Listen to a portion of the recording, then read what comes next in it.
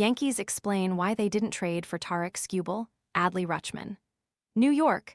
The New York Yankees aimed at the top of the trade market in the days leading up to Monday's deadline. They missed, and instead ended up with two sluggers who should help their struggling lineup, acquiring first baseman DH Luis García Jr.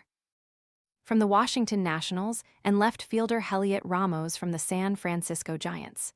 Advertisement, but when the Yankees did aim high, the names came in bold letters: lefty ace Tarik Skubal and catcher Adley Rutschman. The Detroit Tigers ultimately traded Skubal to the Los Angeles Dodgers in a blockbuster deal. After you work out, you can feel worn out. Reach for core power and rise to a whole new level of recovery.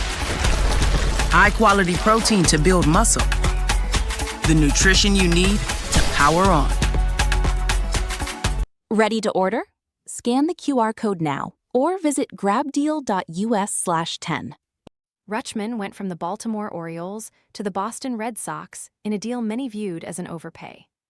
Yankees general manager Brian Cashman explained Monday night why his front office didn't come away with either Skubal or Rutschman before the clock struck 6 p.m. and the deadline passed. Tigers asking price: the Yankees were unwilling to give up their top overall prospect, shortstop George Lombard Jr. in any potential deal for Skubal, Cashman said, but that didn't stop Detroit from asking. Cashman didn't say specifically that the Tigers wanted the 21-year-old, but it was clear to whom he was alluding. They did have some asks our way that we were unwilling to do, Cashman said. But it was a very specific ask and a certain player, and a player we weren't willing to play with in that arena despite Tarik Skubal, despite how good of a pitcher he is. It's long been speculated that if the Yankees had an untouchable prospect entering the deadline, it was Lombard, their 2022 first-round pick. Lombard is considered defensively ready for the majors, and he's capable of also playing second base and third base. He has hit well at AAA Scranton Wilkes-Barre, .26840, 5440, .845 ops in 56 games, though there still seem to be questions about whether he's ready to hit in the major leagues. Skubal, the back-to-back American League Cy Young Award winner, will be under team control the rest of the season. He will become a free agent this winter. It's another 2 months to go plus the postseason, Cashman said, and that made it more difficult to be comfortable for us giving up the ask that was going to go their way despite how great he was. Clearly, pitching is a strength of ours, and our needs were in different categories. But because of how great he is, we definitely made our phone calls, and I talked to President of Baseball Operations Scott Harris several times about it. Advertisement striking out on Rutschman. Cashman said the Yankees had many conversations with the Orioles before they traded Rutschman, who was probably the best catcher dealt before the deadline.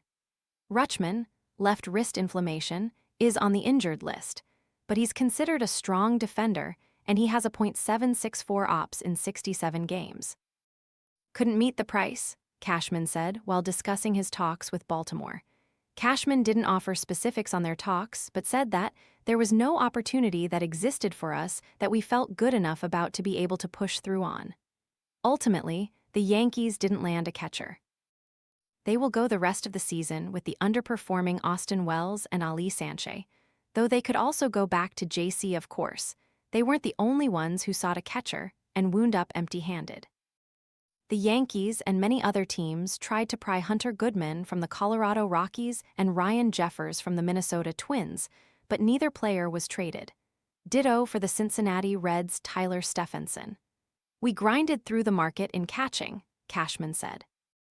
We do believe that we have quality catching, but obviously the offensive side, which has been a struggle for our team overall, not just at the catching position, made us certainly shop in that aisle. But it was a very thin market of opportunity.